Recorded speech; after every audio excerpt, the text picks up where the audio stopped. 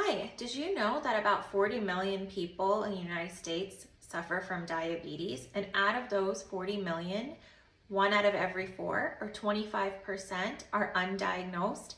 Yikes, that's a lot.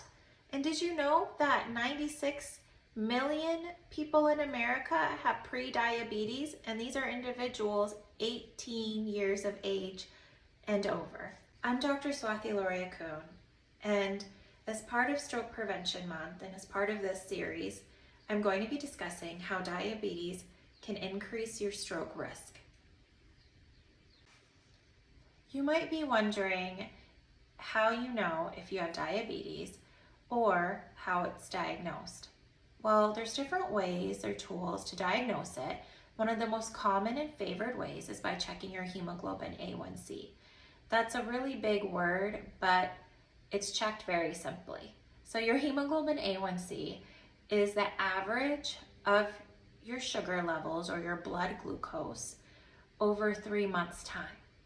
Sometimes diabetes can be diagnosed if you have symptoms and you get a fasting glucose checked and it's over 200. Sometimes it can also be diagnosed with like an oral glucose challenge test. But the A1C is honestly the most favored because it gives you like that average. So even if you're having a bad week, it's not going to be skewed. It's 3 months worth of data. All adults over the age of 18 should be screened yearly as part of their physical for diabetes. Some individuals that are asymptomatic but have risk factors like polycystic ovary syndrome or cardiovascular disease or are overweight or obese or have high cholesterol or high hypertension, they should be screened even if they don't have symptoms of diabetes, because they may be one of those that are undiagnosed but are living with it or on their way to live with it. So let's say you went to your primary care provider. You went for your yearly physical, you had your A1C checked. What does that number mean? Well, if your number is less than 5.7, give yourself a pat on the back. You don't have diabetes.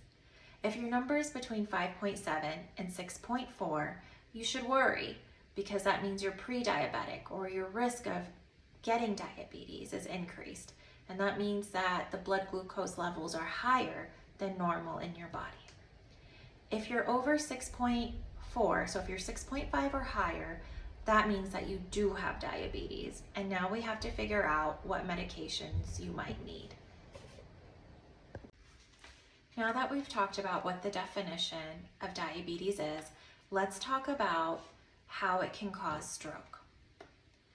The excess sugar from your blood glucose or from diabetes damages the inner lining, it's called the endothelium, of the blood vessels all over your body.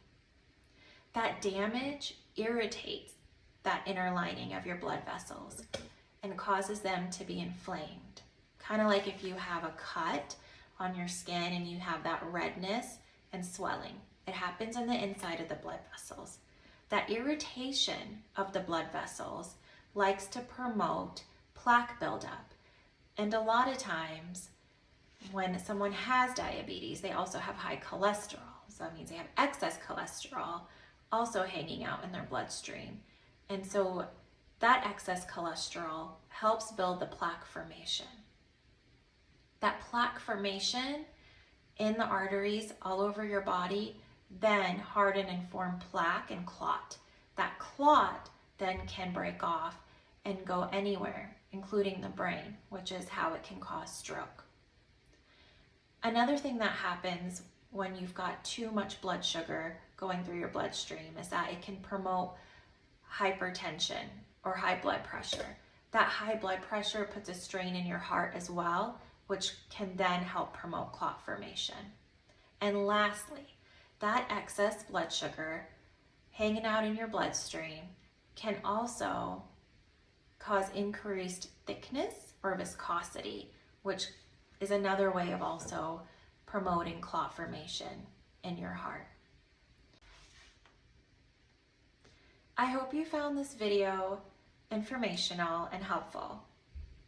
If you'd like to know what some of the other stroke risk factors are, such as hypertension and what a stroke is or the different kinds, please watch my other videos and stay tuned for more content. Thank you.